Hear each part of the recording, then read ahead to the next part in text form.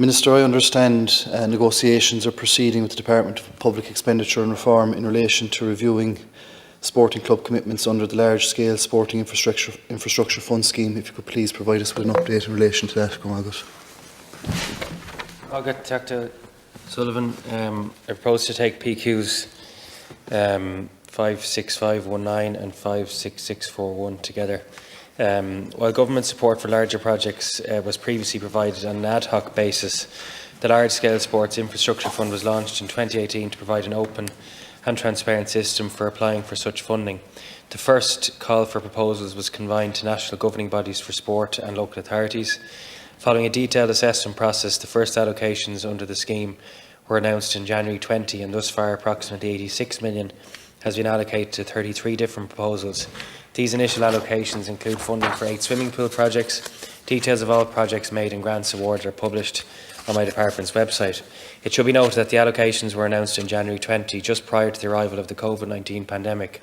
The pandemic obviously gave rise to significant financial challenges for all grantees, with many of them having to reprioritise their own expenditure plans due to reductions in their income streams. In more recent times, the high level of construction inflation has also presented considerable challenges for grantees.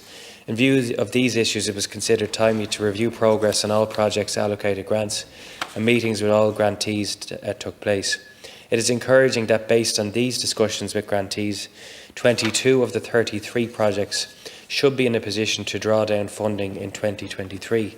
Accordingly, I expect to see significant progress on many of these projects in the short to medium term, so there is unlikely to be any savings in the relevant subhead next year to allow a reallocation of funding. I am also aware that progress has been made by a number of grantees in securing additional sources of funding outside of the large-scale sports infrastructure fund process. Dealing specifically with new swimming pool projects, work has commenced on the development of the first national swimming strategy based on a vision to provide everyone in Ireland with an opportunity to swim. The working group tasked with the detailed work of preparing the strategy is chaired by my department and comprises representatives from relevant NGBs and stakeholders. An extensive consultation process has been undertaken across both stakeholders and the public, and work is ongoing on the analysis of this after a huge amount of submissions were received. It is hoped to finalise the new strategy in the coming months, and it will further guide swimming pool investment policy. In the medium term, I will continue to explore all options to assist large-scale projects that have not progressed to date. In this regard, I am continuing to engage with my government colleagues, and officials have also been liaising with the Department of Public Expenditure and Reform to make the case for further funding for the large-scale sports infrastructure fund. Securing additional funding will also allow the consideration of a new call for proposals, as well as advancing the current design projects to construction stage. Margaret Era, and it's welcome to see that €6 million has been drawn down from those 33 projects, as you've just alluded to. But I suppose the fundamental point here is many of these larger organisations, and obviously the FAI comes to mind immediately to me. That it would be well documented that they're fairly cash strapped at the moment, and incapable of progressing many of these applications without some kind of review and without some kind of a leg up. So look, it's great to see that engagement has happened. If you could provide a timeline on when you think that those negotiations with DEEPR might conclude.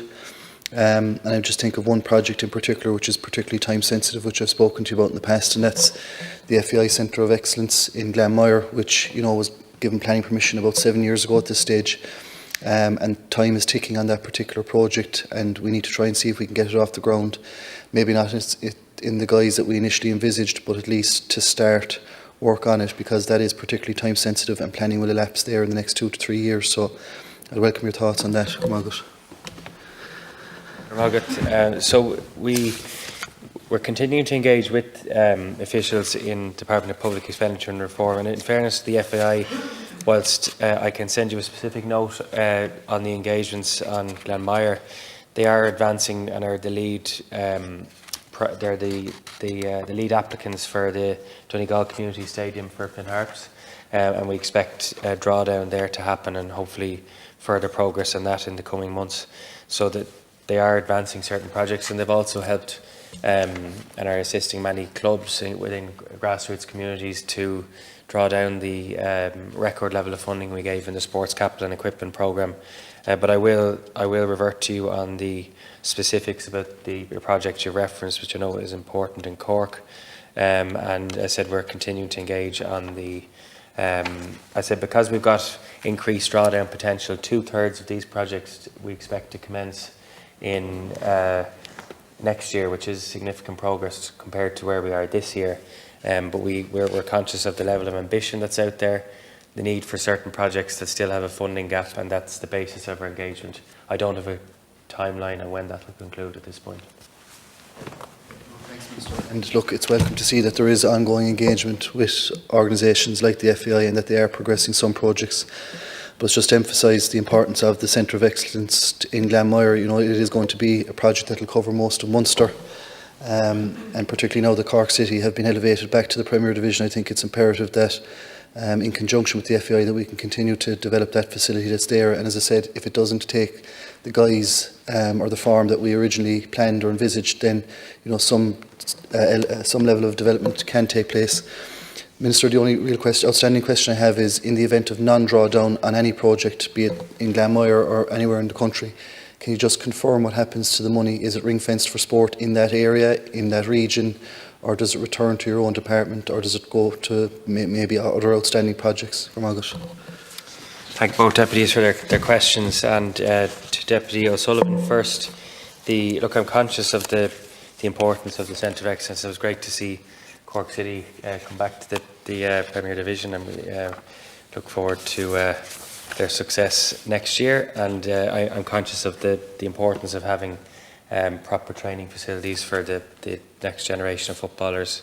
And just on, look, there's a very sympathetic view taken around timelines and projected funding. So that's very much done on a collaborative basis between the department and the applicant, and there's no specific cliff edge for removal of funding. So look, I'd encourage continued engagement between the applicants and the department, and that's the nature of how these matters are dealt with.